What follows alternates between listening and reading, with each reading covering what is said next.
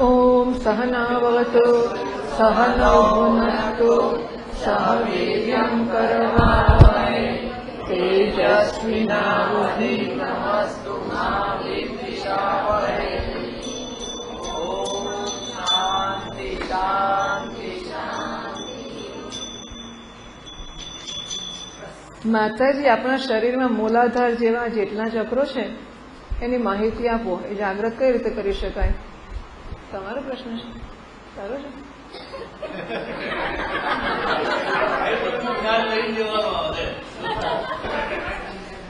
માતાજી ઘણા લોકો કહે છે કે મને આ દેવી દેખાય છે, એના ઉપાસક હોય તો તે સત્ય છે. ઘણા લોકોને એવું થાય છે કે દેવી દેખાય છે તો એ સત્ય છે એવું પૂછે છે તું. અને બીજું એવું છે કે આ ઉપાસક હોય તો એટલે દેવી દેખાય છે તો સત્ય છે કે કેમ, એનું કઈ દેવી શક્તિ તેને મદદ કરે કે કેમ? બે પ્રશ્ન છે, બરાબર. ઘણા લોકો કહે છે કે દેવી દેખાય છે, તે વાત સાચી ખરી કે દેખાય છે? એક પ્રશ્ન છે.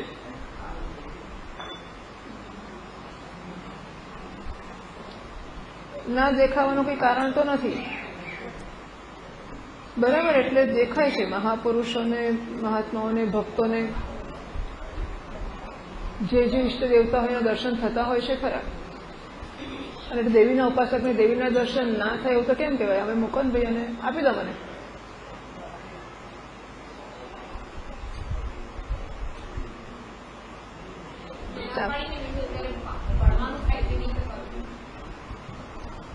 એટલે ભક્તોને પોતાના ઈષ્ટ દેવતાના દર્શન થતા હોય છે તો દેવીના ઉપાસકને દેવીના દર્શન પણ ના થાય એવું માનવાને કારણ નથી, થાય, બરાબર.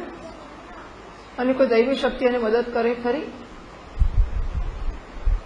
આજે અરવિંદભાઈએ વાત કરી હતી, આ બહેનો 3 હતી, અરવિંદભાઈએ વાત કરી આજે, એ કંઈક અમુક હમણાં નજીકમાં જ હશે, અને એ જમ્યા પછી એ લોકો જતા કંઈક આખી ગાડી ભરેલી 5 માણસો હતા, ડ્રાઈવરની બાજુમાં બેઠેલા, ડ્રાઈવ કરનારો કંઈક ભાઈ હતા એમના.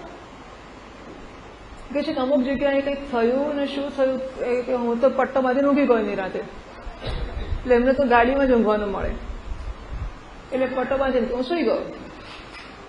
અને બાજુવાળા ભાઈને કે જોકાયું કે શું થયું મને ખબર નથી, પણ અમારી ગાડી કંઈક જગ્યાએ જંગલમાં કે શું ક્યાં કહ્યું હું તો ભૂલી ગઈ.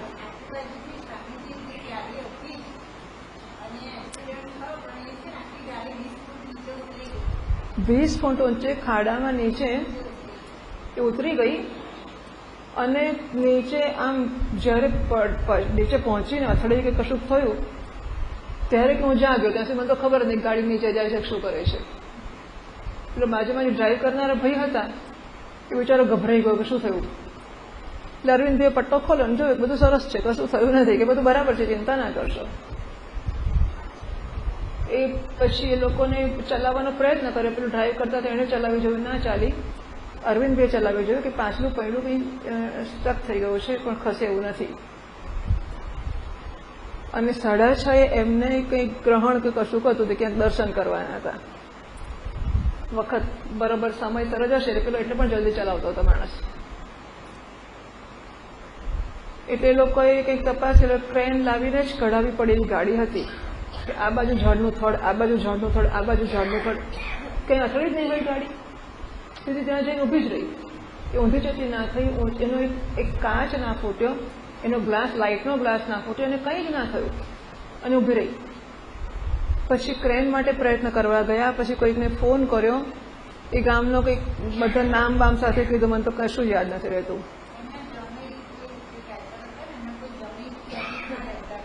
અચ્છા, ડ્રાઈવ કરનારા જે ભાઈ હતા એમના જમાઈ નજીકમાં રહેતા હતા, અને એને ફોન કર્યો ને એને બોલાયો એમ કરીને કે ભાઈ એ કંઈ ટ્રેનની વ્યવસ્થા કરે કે એવું કશું.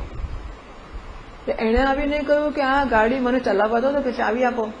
પેલો કંઈ મેં બધું કરી જોયું, કશું થતું નથી, કે આપો તો ખરા અરવિંદભાઈ, આપો શું થવાનું છે. એને ચાવી આપી, એને ગાડી ચાલુ કરી, ગાડી ચાલુ થઈ ગઈ, અને 20 ફૂટ ઊંચેથી ઉપર ચઢાયું હતું જ નહીં, પણ કે એ જગ્યાનો માણસ હશે કોઈક રીતે કે છે ઘાસમાં આમ તેમ થઈને સીધો ઉપર ચડાવી દીધી, રસ્તા પર ગાડી મૂકી દીધી અમારી, અને હું 6:30 જ્યાં પહોંચ્યો એટલે દર્શન કરવા પહોંચી ગયા. એમણે જે વાત કરી ઘણી ગંભીરતાપૂર્વક કરી, મેં તો ફટાફટ કહી નાખી તમને. પણ આ કોઈક વિશેષ પ્રકારની સહાય ના હોય તો ના જ થઈ શકે એવું સ્પષ્ટ વર્ણન હતું એમનું. આવું તો મેં આ લોકોને કહ્યું કે દરરોજ ને એમને કોઈ પણ દાડાનો પ્રસંગ સાંભળો ને એમનો, દરેક દિવસ આવો ચમત્કાર કશોક હોય, દરરોજ જ કશુંક હોય આવું એવું.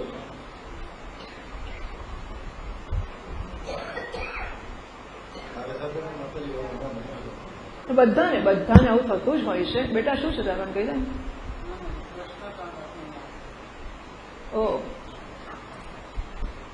પણ હવે આ પ્રશ્ન પૂછનારને સાંભળવાનો તો રસ હોવો જોઈએ ને, તો શેના માટે પૂછે છે? એટલે આવી શક્તિઓ આપણે કંઈ સમજતા જ નથી હોતા. તારું ભજન આટા દાડે કેમ ના થયું બોલ? માતાજી કેમ ભૂલી ગયા? ગઈકાલ થયો તો ગરબા ના થયા હોત એટલે ભૂલી ગયા. કોણે મદદ કરી? દૈવી શક્તિએ કરી કે દ્વારકાધીશે કરી? એના શ્વાસ ઉચ્છ્વાસમાં દ્વારકાધીશ જુઓ કેટલી મહાન ઈશ્વરની કૃપા છે એ માણસ ઉપર. એ મને પ્રશ્ન પૂછે છે દૈવી શક્તિ મદદ કરે? હું કહું જો દૈવી શક્તિ દ્વારકાધીશ મદદ કરી. એને વાંધો નતો દૈવી શક્તિ કહેવાનો, પણ એના મોઢામાંથી નીકળી ગયું દ્વારકાધીશ. તું અહીં આવ્યો તો અત્યારે કોની ઈચ્છાથી? દ્વારકાધીશની મદદ વગર થયું છે? કશું શક્ય જ નથી બેટા. આપણને કંઈ આમ અણધાર્યું થાય એટલે એમ થાય કે દૈવી શક્તિ થઈ, અને રોજ થાય એટલે એમાં દૈવી શક્તિ ના દેખાય, આપણી શક્તિ દેખાય. આપણી શક્તિ હોતી જ નથી. નારાયણ બધી દૈવી શક્તિઓ જ હોય છે. આ ચક્ર બક્ર વિશે પછી વાત કરી લઈશું. 7 ચક્રો છે, એનું નામ મને યાદ નથી. મૂલાધાર ચક્ર ને પછી સ્વાધિષ્ઠાન ચક્ર ને પછી ઉપર સહસ્રાર ચક્ર છે, અહીં આજ્ઞા ચક્ર, અહીં વિશુદ્ધિ ચક્ર, ચાલો અનાહત, પછી મણિપુર, સ્વાધિષ્ઠાન અને મૂલાધાર. પેલું નીચેનું શું કહ્યું તારું? મૂલાધાર. થઈ ગયા 7 ચક્ર. 7 ચક્ર છે. બોલો નારાયણ મદદ કરે છે. મને 7 ચક્ર આવડતા નહોતા, અત્યારે થઈ ગયા તારા 7 ચક્ર. પૂજ્ય માતાજી, વેદાંત અને ઉપનિષદ બંને એક જ છે કે અલગ અલગ છે? તો વેદના 2 વિભાગ છે, કર્મ વિભાગ અને જ્ઞાન વિભાગ. 2 વિભાગ છે એવું તો ના કહો, પણ આમ વેદના 1,00,000 મંત્રો કહેવાય છે. 1,00,000 મંત્રોમાંથી 80,000 મંત્રો કર્મ વિભાગના કહેવાય છે, 16,000 ઉપાસનાના અને 4,000 મંત્રો છે તે જ્ઞાનના, એવું કહેવાય છે. વેદનો જે કર્મ વિભાગ છે એ કર્મ વિભાગ મનુષ્યની અનેક પ્રકારની ઈચ્છાઓને પૂરી કરવાના માર્ગો બતાવે છે. આ ઈચ્છાઓ પૂરી કરવી હોય તો આ કર્મ કરો, આ પૂરી કરવી હોય તો આ કર્મ કરો. અને કોઈ પણ કાળે કોઈ પણ મનુષ્યની જન્મની શક્તિ બધી જ ઈચ્છાઓ પૂરી કરવાનો ઉપાય એમાં છે. જે ઈચ્છા અત્યારે આપણને ખબર ના પણ હોય અને ક્યારેક કોઈકને જન્મશે એ પૂરી કરવાનો ઉપાય પણ એમાં જ છે. બરાબર? આ કર્મો કરતા કરતા પછી આપણે કહ્યું કે અંતઃકરણ શુદ્ધિ માટે કર્મ, અંતઃકરણ નિશ્ચળતા માટે ઉપાસના. એટલે ઉપાસનાના 16,000 મંત્રો છે. એટલે છેલ્લા 4,000 મંત્રો જે છે આપણે કર્મ કરીએ, કર્મ પૂરા થાય પછી એની ઈચ્છાઓ પૂરી થાય આપણી. એટલે અત્યારે તો દ્વારકાધીશ દ્વારકાધીશ દ્વારકાધીશ, પણ એક દાડો એવો પણ આવશે ને કે આ ખરેખર દ્વારકાધીશ છે કોણ? આ મૂર્તિ છે દ્વારકાધીશ છે કે કંઈક બીજું હશે? આવો આવશે વારો. એટલે જ્યારે એવું મન થશે જાણવાનું કે મારી ઈચ્છાઓ પૂરી થાય છે તો કોઈ કરતું હોવું જોઈએ, કોઈ નોંધ રાખતું હશે, કોઈ ફળ આપતું હશે, કોણ હશે એવું જાણવાની ઈચ્છા થાય ત્યારે પછી એના સ્વરૂપના જ્ઞાનનું જે અત્યારે આપણે ભણીએ છીએ, મય ઈશ્વરે સમર્પ્ય, મારામાં સમર્પિત કરીને વગેરે, તો એ જાણવાની ઈચ્છા થાય ત્યારે એના જવાબ માટે કે એને જ્ઞાન પ્રદાન કરવા માટે છેલ્લા 4,000 મંત્રો, જેને જ્ઞાન વિભાગ કહેવાય છે, વેદોના અંતમાં આવેલા છે, માટે એનું નામ વેદાંત છે. અને એ ઉપનિષદ એવી રીતે કહેવાય છે કે એ શબ્દનો અર્થ બ્રહ્મ વિદ્યા એવો થાય છે. ઉપનિષદનો વ્યાકરણની દ્રષ્ટિએ જોતા બ્રહ્મ વિદ્યા એવો અર્થ થાય છે.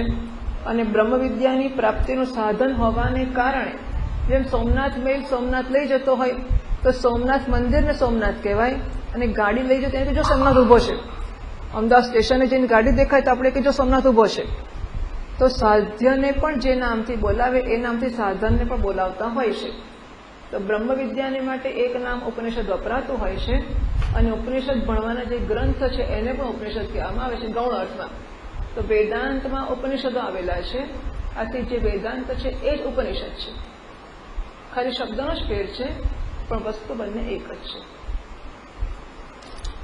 ગીતાનું અધ્યયન કરીએ ત્યારે ગીતાના શ્લોક સાથે ભાવાર્થ વાંચવાનો કે પછી એકલા શ્લોક કે એકલો ભાવાર્થ વાંચી શકાય.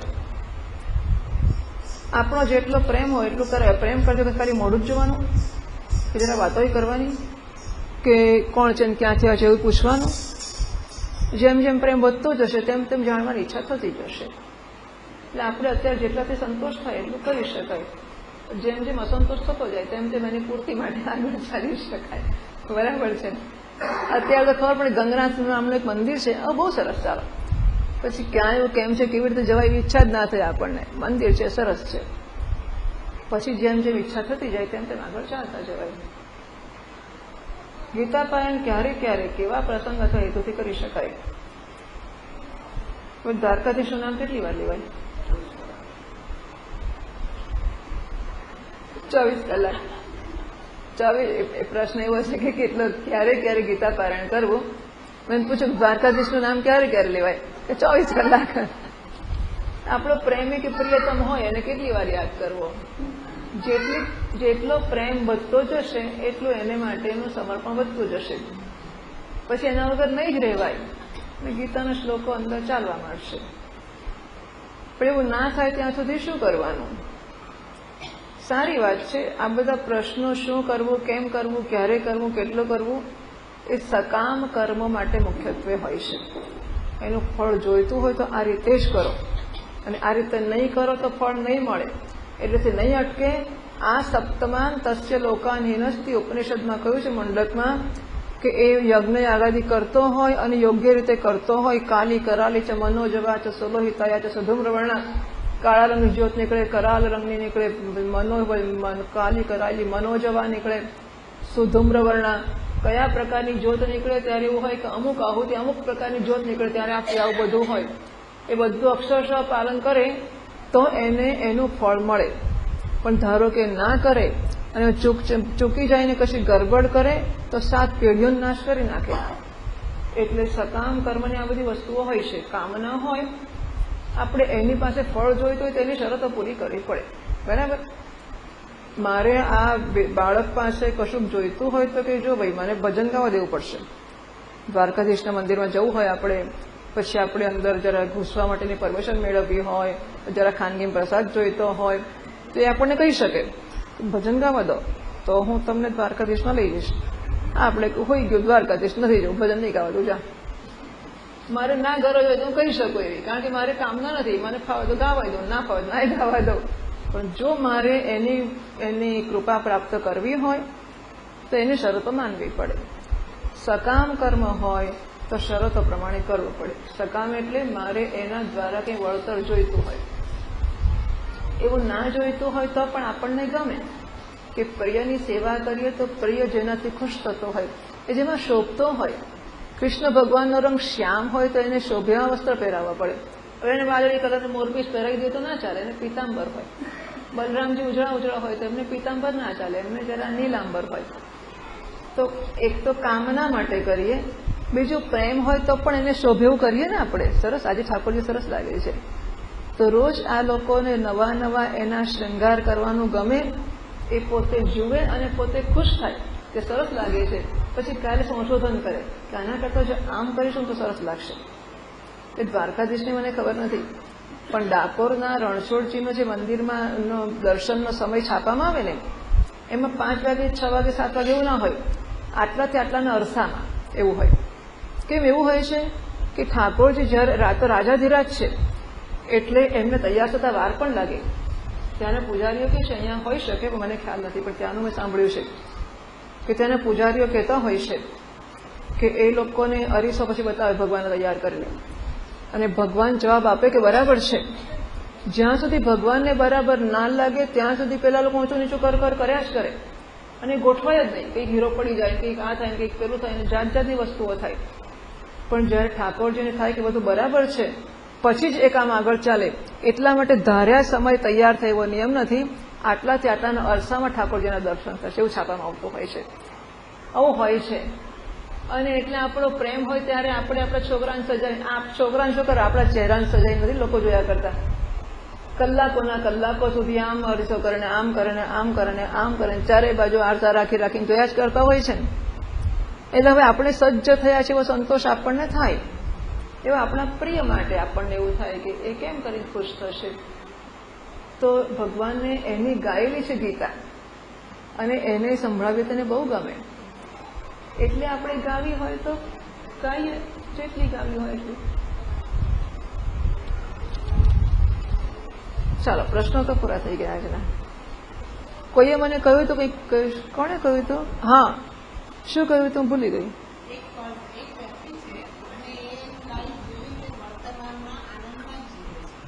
તેને મોક્ષ થઈ જાય કે નહીં?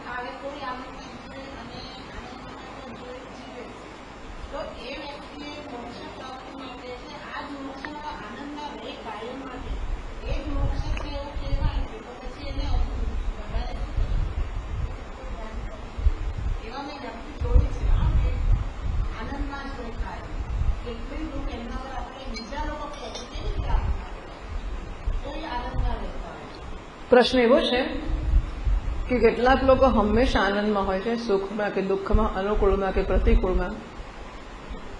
તો શું એ જ મોક્ષ કહેવાય કે મોક્ષ માટે હજુ એ કરવાનું બાકી ખરું? તો જો સુખ કે પ્રસન્નતા આવતી હોય છે ને, એ પૂર્વના પુણ્યના ફળ રૂપે સુખની અનુભૂતિ થતી હોય છે. ભાગવતમાં વારંવાર કહ્યું છે કે લોકો પુણ્યનું ફળ ઈચ્છે છે, સુખ, પણ પુણ્ય કરતા નથી.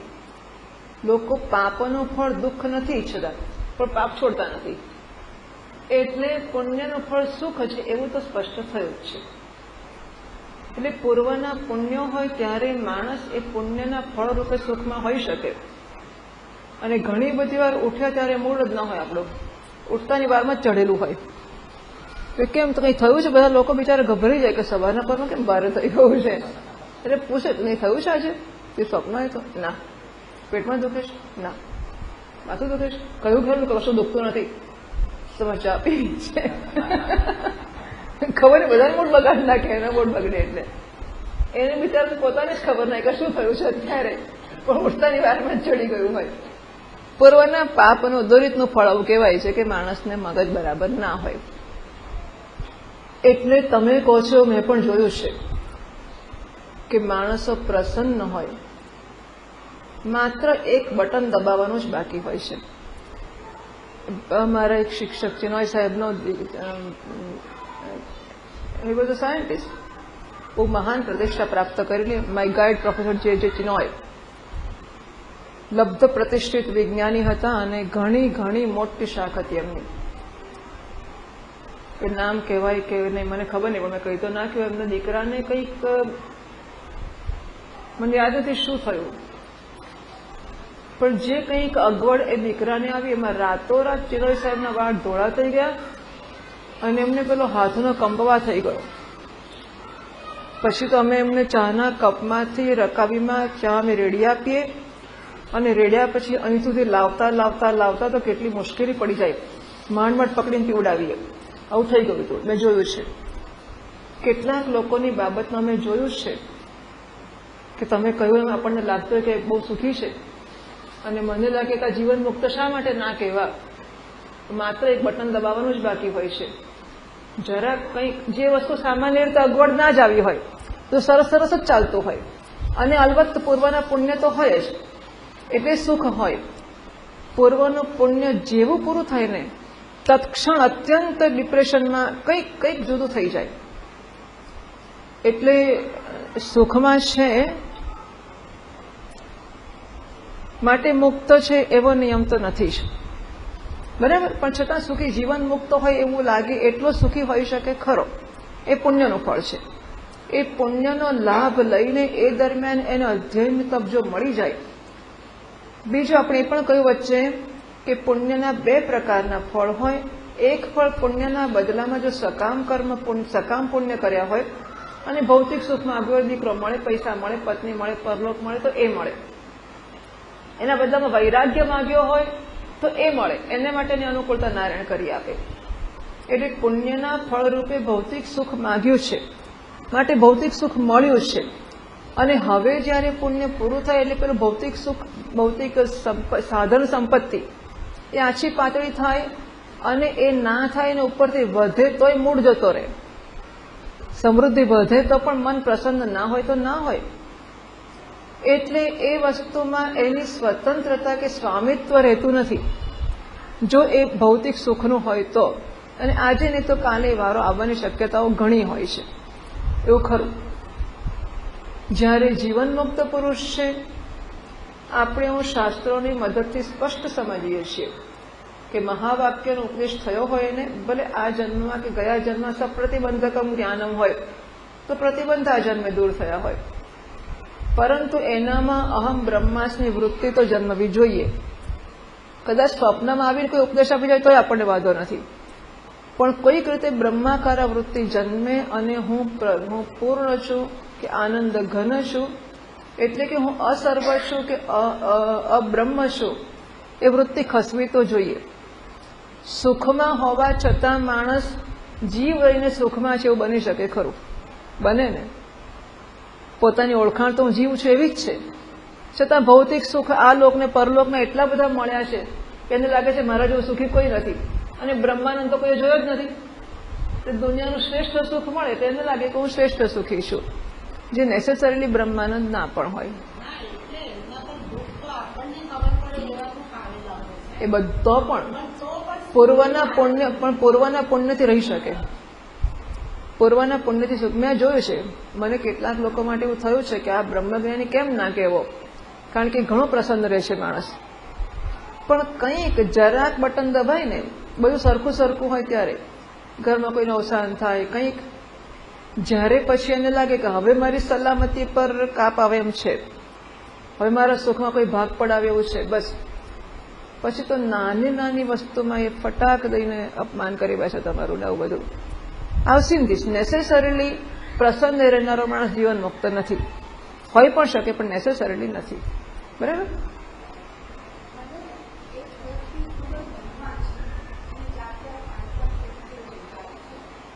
શું 4-5? ઓકે.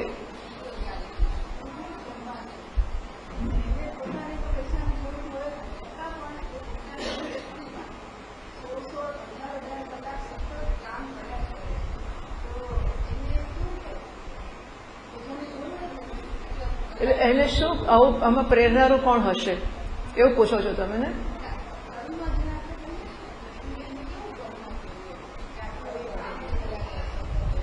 એક વ્યક્તિ એવી છે કે જેની પાસે ઘણા પૈસા છે, એની 2-4-5 ફેક્ટરીઓ છે, અને એને પૈસાની કોઈ જરૂર નથી, છતાં એ 16-18 કલાક કામ ફેક્ટરીમાં કર્યા કરે છે. આવું કરવા માટે એને કોણ પ્રેરે છે એવો પ્રશ્ન છે, કે આ જે કરે છે એનું ફળ શું મળશે એવો પ્રશ્ન છે.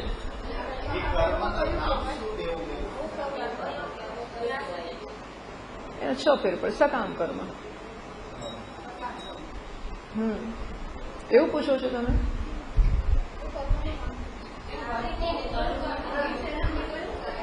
એટલે આ કામના પૂર્વક તો કરતો, એટલે 18 કલાક ગાળો થયો શું કરે, એટલે સકામ તો 100%, એમાં તો પ્રશ્ન જ નથી. અને પૈસાનો કોઈને ધરવ હોતો જ નથી. માણસો જીવતા સુધી, અમારા ગુરુજી પહેલાના હતા, એટલે અમે બહુ બાળક, હું 2 વર્ષની હતી ત્યારથી અમારો પરિચય એક મહાત્મા જોડે હતો.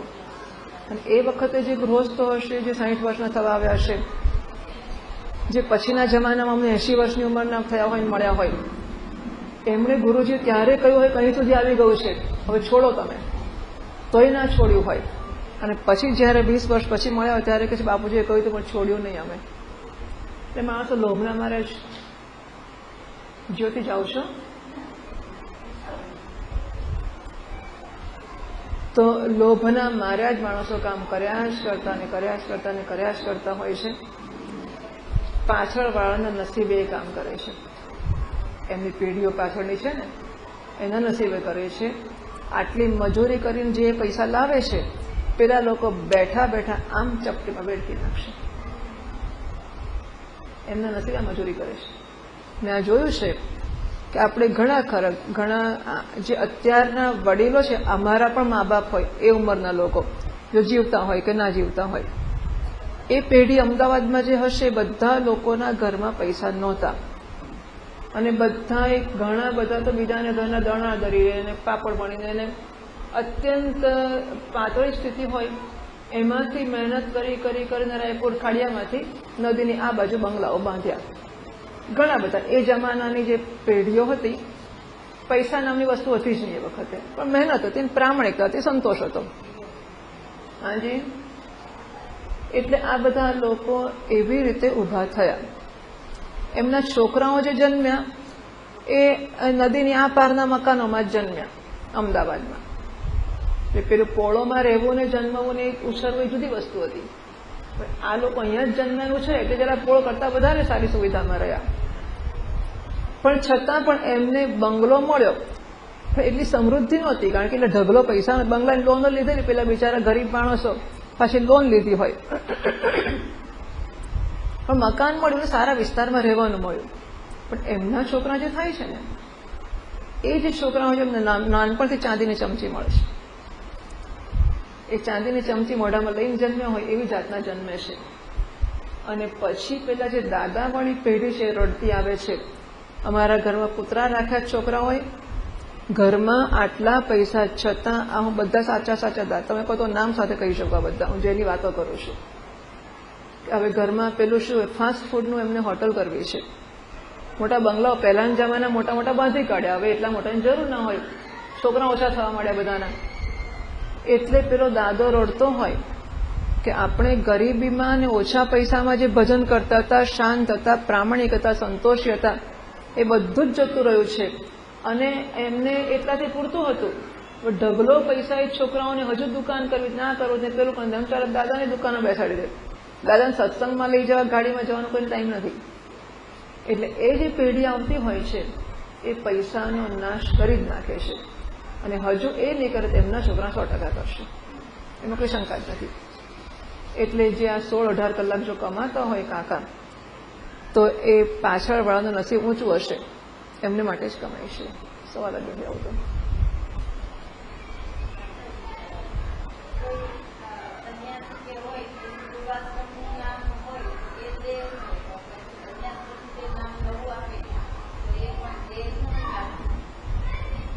કોઈ સંન્યાસી હોય અને સંન્યાસ લીધા પહેલા એનું જે નામ હોય એ દેહનું હોય, તો સંન્યાસ પછી નામ આપવામાં આવે એ પણ દેહનું તો ખરું જ કે આત્માનું હોય. આમ તો દેહનું જ હોય, કારણ કે આત્મા તો એક જ છે, એટલે બધાને આત્મા નામ તો એક જ આપવું પડે, પણ જુદા જુદા ઓળખવા તો પડે. એટલે પછી એનું પેલું પૂર્વના પ્રારબ્ધના અનુશેષ ને સવારે આવી ગયું કે પહેલા દેહમાં રહેતા હતા અને દેહમાં અહમ બુદ્ધિ કરવાનો અભ્યાસ હતો, એની અનુવૃત્તિથી નામ આપવામાં આવે છે અને એ આ શરીરને આ નામે ઓળખવામાં આવતું હોય છે વ્યવહાર માટે. પણ કંઈ એવો આપણે દાવો નથી કરતા હોતા કે જે સંન્યાસ લે છે એ કે સંન્યાસ આપવામાં આવે છે એ બધા વિદ્વત સંન્યાસીઓ હોય છે.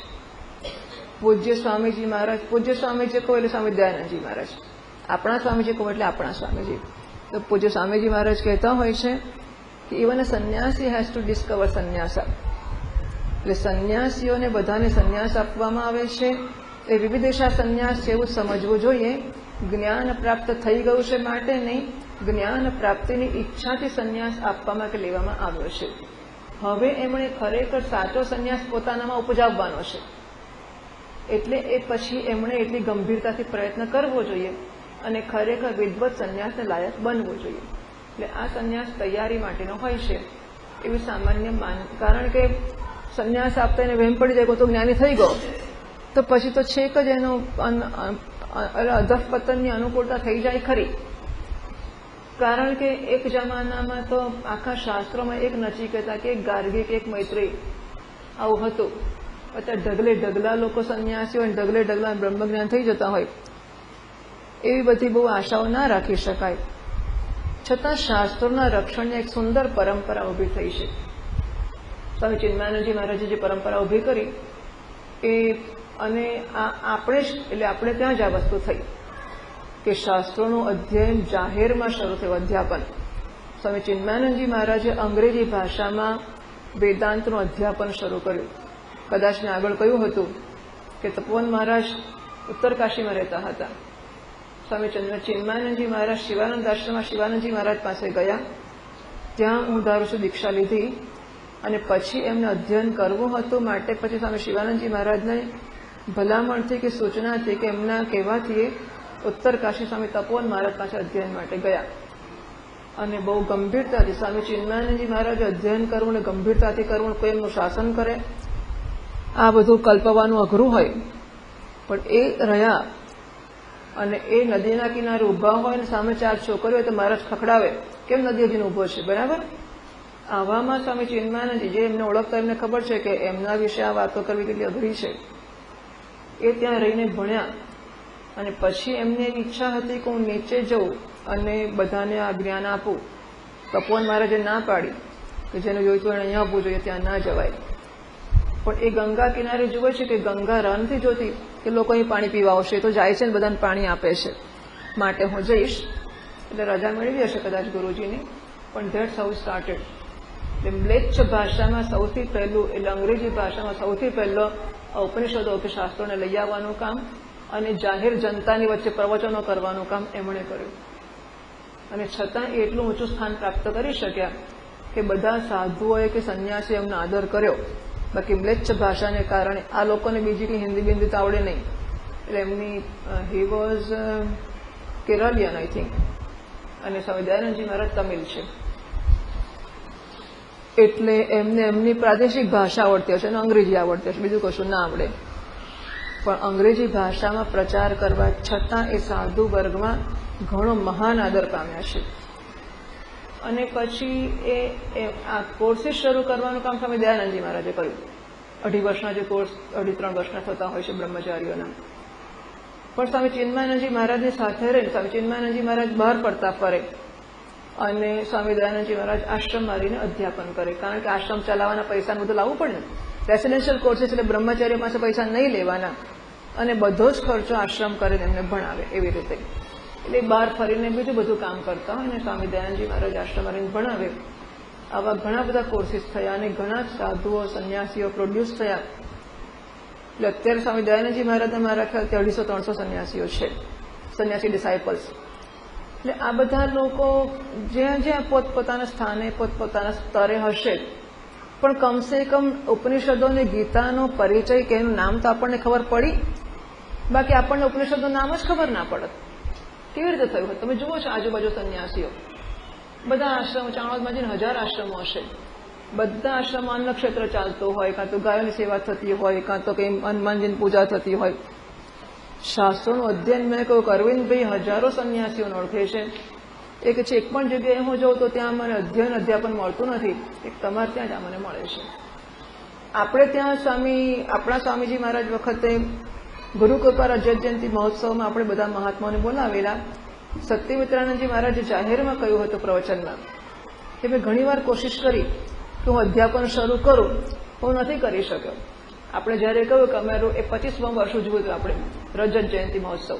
એટલે સ્વામીજી મહારાજ સાથે ભણતા અમને 25 વર્ષ થયા. એ કાર્યક્રમ કર્યો હતો અને 25 વર્ષના બધા ઉપનિષદો અને ગીતા અને બધું ઘણું તો 2 થી 3 4 વાર ભણી ગયા હોય એમ લાંબુ ભણ્યા હતા. ત્યારે એ આપણે વાત કરી ત્યારે એમણે કહ્યું કે અમે ઘણીવાર પ્રયત્ન કર્યો છે પણ હું નથી કરી શક્યો. કંઈ કામ આવે ને આ થાય ને પેલું થાય. કૈલાસ આશ્રમમાં ચાલે છે અધ્યાપન ઋષિકેશમાં, અને સંન્યાસ આશ્રમમાં કથાઓ ચાલે છે. હા, અને બધા લોકો પુસ્તક લઈને ભણતા હોય એવા પ્રકારનું પણ ચાલે છે. પરંતુ ધીસ 1-to-1 કોમ્યુનિકેશન, એટલે આપણા સ્તર ઉપર મને જો કે સંન્યાસ આશ્રમનો લગભગ બિલકુલ પરિચય નથી, પરંતુ અમે એવું માનીએ છીએ કે 1-to-1 કોમ્યુનિકેશન એટલે વિદ્યાર્થીઓના સ્તર ઉપર ઉતરવું અને એમને સમજાય એની દરકાર કરીને એમની ભાષામાં, એમના દાખલા દલીલોમાં, એમના બેકગ્રાઉન્ડ પ્રમાણે ભણાવવું. કૈલાસ આશ્રમમાં તમે જોયું છે, ઉત્તર કાશીમાં મેં જોયું છે. એટલે ખાસી જગ્યાએ હું ફરી આવી છું. અને આ જે પ્રકારે આપણને જેમ શાસ્ત્રોની પરિભાષાથી દૂર રહીને, શાસ્ત્રોના અઘરા શબ્દો વાપરતા જ નથી આપણે લોકો, બાકી એમની ભાષામાં સમજ જ ના પડે આપણને. એટલી શાસ્ત્રની પરિભાષા, ટેકનિકલ ભાષા અઘરી હોય છે. આપણે ત્યાં ભાગ્યે ભાષા વપરાય છે, અને છતાં માણસને પોતે જ્યાં છે ત્યાંથી આગળ ચાલવાની સમજ પડે એવી અનુકૂળતા થતી હોય છે. એટલે આ જે પરંપરા ઊભી કરવામાં આવી છે શિક્ષણની, એ આપણી એક મહાન વિશેષતા છે, એમાં તો કોઈ શંકા જ નથી, ચોક્કસ વિશેષતા છે. પછી સાધુ સંન્યાસોને તક મળી છે આ કરવાની. હવે એ તકનો લાભ એમને જે લેવો હોય તે લે, મકાનો બાંધવા હોય, આશ્રમ બાંધવા હોય, પ્રતિષ્ઠા ઊભી કરવી હોય તેવું કરે, અને અધ્યયન અધ્યાપનમાં ખૂંપીને એમણે પોતાના મોક્ષની દિશામાં ચાલવું હોય તો એવું કરે. બરાબર, ઇટ્સ અ પ્લેટફોર્મ. એક પ્લેટફોર્મ આપવામાં આવ્યું. પછી એમને 2-3 વર્ષના ધ્યાન પણ દોરવામાં આવ્યું કે મોક્ષ શું છે વગેરે વસ્તુઓ, અને પછી દિશામાં ચાલવાને માટે એમને એક જગ્યા આપવામાં આવી. એમણે એમનું કામ આગળ ચલાવવું રહ્યું. એવું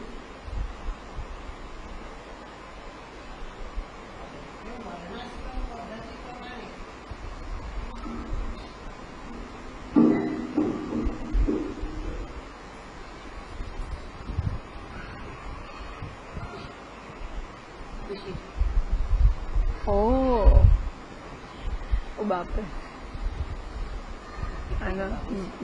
ઓહો, ક્ષમા કરું છું.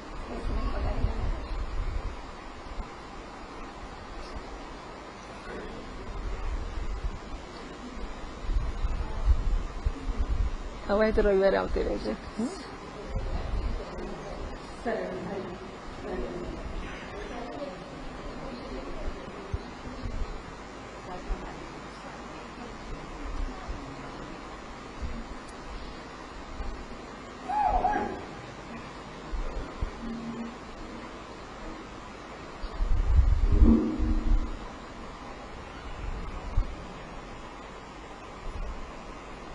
બેનની બા ગુજરી ગઈ એટલે એને લેવા આવ્યા ગઈ. એની નાની નથી કીર્તિની. હા, વર્ણાશ્રમ.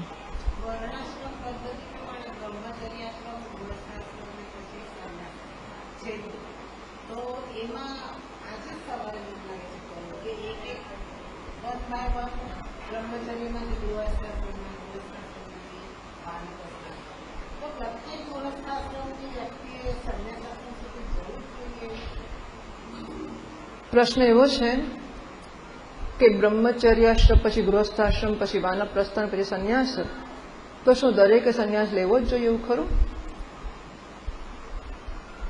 ઉપનિષદ એવું કહે છે, જાબાલ ઉપનિષદ,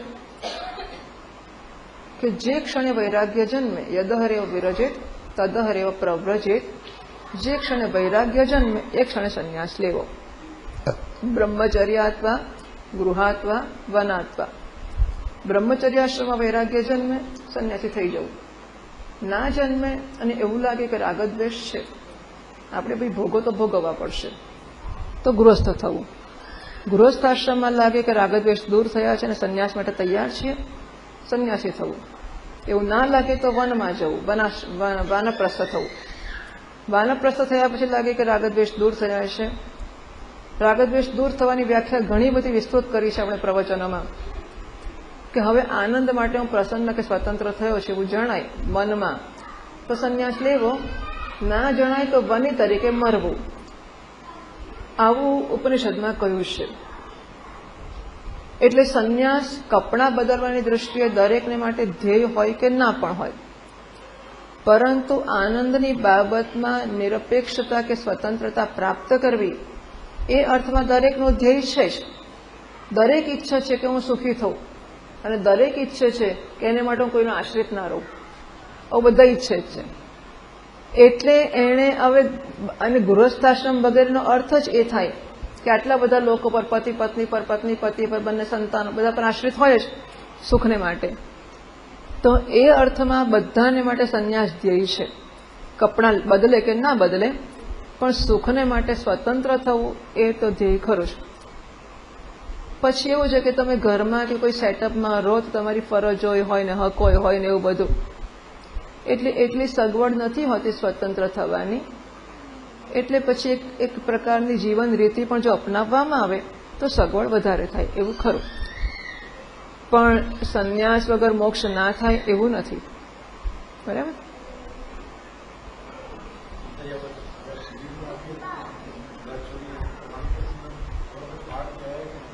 પ્રશ્ન એવો છે કે અમે ઘર છોડીને આવું શિબિરમાં 8-10 દાડા આવીએ તો વાનપ્રસ્થનો પ્રવેશ કહેવાય કે ના કહેવાય?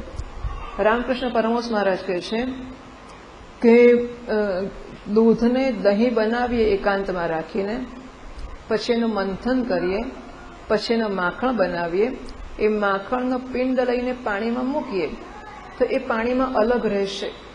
દૂધને પાણી મૂકીશું તો મળી જશે, દહીં પણ મળી જશે. માખણ કાઢ્યા પછી મૂકીશું તો માખણનો પિંડ અલગ રહેશે, છતાં લાંબો વખત રહેશે તે પણ ડોળી જશે.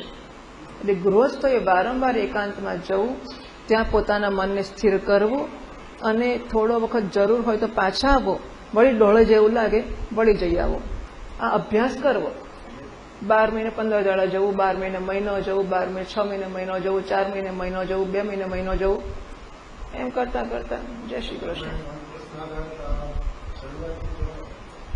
કહેવાય.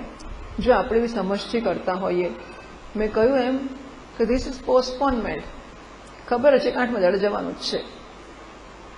એટલે જો એવી સમજ સાથે આપણે આવતા હોઈએ તો જરા વાનપ્રસ્થ ઓછો કહેવાય. પણ જો આપણે એવું હોય કે ભગવાનની ઈચ્છા પાછા આવીશું તોય વાંધો નથી, નહીં આવીએ તોય વાંધો નથી, આશ્રમમાં ગમી જશું તો રહી પડીશું, એવું હોય તોય વાંધો નથી, તો જરા વાનપ્રસ્થ વધારે કહેવાય. એવું ખરું ખરું.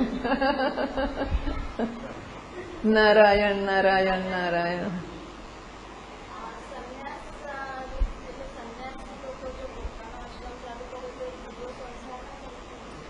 સંન્યાસી લોકો પોતાનો આશ્રમ ચાલુ કરે તો એ પાછો સંસાર ખરો કે નહીં એવો પ્રશ્ન છે. વાત સાચી છે. એવું હોય તો પછી સંન્યાસી શું કામ થવું? તો આશ્રમ સંન્યાસી થયા જ છે તો આશ્રમ શું કામ કરવો? એટલે આપણે કહ્યું કે એક વસ્તુ એવી હોય છે કે સંન્યાસના કપડાં પહેર્યા માટે એમને યુક્ત આપણે કહ્યું હતો યુક્ત અને બીજો અયુક્ત. તો સંન્યાસ લેનારા યુક્ત જ છે એવો નિયમ નથી હોતો, અયુક્ત પણ હોય. ઘણી બધી વાર એવું પણ હોય છે કે સંન્યાસ લેતા પહેલા ગંભીરતા હોય, પણ લીધા પછી જે બધા શિષ્યો હોય અને શિષ્યવર્ગ ગુરુજીની સેવા કરે અને સેવા કરતા કરતા ભેટો આપે અને ભેટો લેતા લેતા પછી એમ થવા માંડે કે આ હાડું કંઈ બહુ સંન્યાસ બન્યા સમજ્યા આવે. એ કહેવાયું કે શિષ્યોને ખુશ કરવા, પ્રેશર હંમેશા અંદરથી હોય, બહારથી નથી હોતું. એટલે એ ભેટ સોગાદોને માણવાનું અને ભોગવવાનું અંદરથી મન થઈ જાય, થઈ પણ જાય. શરૂ કરે ત્યારે may be the person is sincere. એમાં રાજકારણ વગેરેમાં પણ મંત્રીની ખુરશી પર આવે ત્યારે માણસ સેવા કરવાની દાનતવાળો સિન્સિયરલી હોઈ પણ શકે. એકવાર ખુરશી પર બેસે છે ને પછી કંઈક ગરબડ થઈ જાય છે, ઘણું કરીને ન પણ થાય પણ થતી હોય છે. એટલે પહેલેથી એવો હોય એવો ન પણ હોય. એમ આ સંન્યાસ વગેરેમાં પણ એવું બની શકે કે પહેલેથી દાનત હોય જરા ગંભીરતાની, પણ પછી બધો વિસ્તાર આવી જાય. જોડે જોડે બધા માટે કોઈ જનરલાઇઝેશન ના કરી શકીએ. કેટલાક લોકો ભગવાનના સાધન તરીકે જ કરતા હોય છે, એટલે જબરદસ્તી ભગવાન માથે મારતો હોય છે. અને આ વસ્તુઓનો અનુભવ આપણે જ કરીને શોધી કાઢવું જોઈએ, કારણ કે લોકો એવું માનવા તૈયાર નથી હોતા. તમે ના કહો તો ભગવાન થોડો માથે મારવાનો છે. આપણને ઘણી વાર લાગતું હોય છે કોઈકને કશું કહો એટલે કે ભગવાન શું કરવાનું છે, તમે નથી જ કરવું તો શું થવાનું છે. પણ એ એટલું બધું સ્વતંત્રતા નથી હોતી. જ્યારે તમે ભગવાનનું સાધન બની જ જાઓ.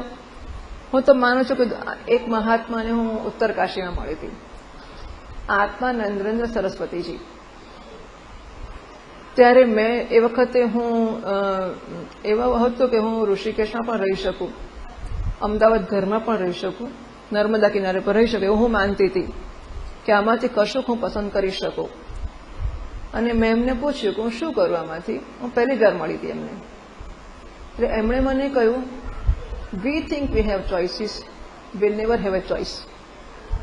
આપણને એવું લાગે છે કે આપણને પસંદગી છે કે આ કરું કે આ કરું કે આ કરું, આપણને ક્યારેય પસંદગી નથી હોતી. એમણે દાખલો આપ્યો કે હું નાનો હતો ત્યારથી મારે ઘર છોડીને સાધુ થવું હતું. મારી દાદીમાં હતી, એમને કંઈક એક જ છોકરો હશે ઘરમાં. દાદીમાની ઈચ્છા હતી કે એના સંસ્કાર હું કરું, એટલે એમણે મને ના જ જવા દીધો. બિલીવ મી, એ કહે છે 12 વર્ષ સુધી ભાલાની ધાર પર જીવતો હોવ એમ હું જીવ્યો છું. મારે રાહ જોવાની હતી કે મારી દાદીમાં મરે તો જ હું ઘર છોડી શકું, એટલે મારે રાહ જોવી પડી. જેવી દાદીમાં મરી ગઈ એવા સંન્યાસી મારે ઘેર આવીને ઊભા હતા, એ મને લઈ ગયા અને ત્યારથી માંડીને એમની સાથે હું રહ્યો. પછી ઘરના લોકો આવે તે મને મળવા દેતા નહોતા. Things were ready for me. So we think we have choices but we never have a choice. એના માટે એમણે ઇલસ્ટ્રેશન કર્યું હતું.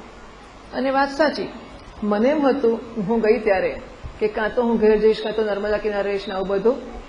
હું પાછી આવી ત્યારે એવો વખત હતો, એ વખતે કે સ્વામીજી મહારાજ ઋષિકેશ આવ્યા હતા, હરિદ્વાર રહેવાના હતા 1 વર્ષ મૌન માટે. અને હરિદ્વાર જે આશ્રમમાં રહેવાના હતા કોઈક કારણથી ત્યાં ન રહી શક્યા, એટલે એમને ઋષિકેશના આશ્રમમાં આવવું પડ્યું. ઋષિકેશમાં બ્રહ્મચારીઓ હતા આશ્રમમાં, આપણા આશ્રમમાં. એટલે પછી બ્રહ્મચારીઓ કહ્યું સ્વામીજી તમે અહીંયા હોય ને ભણાવવાનું ચાલતું હશે, તમારે ભણાવવાનું શરૂ કરવું પડે.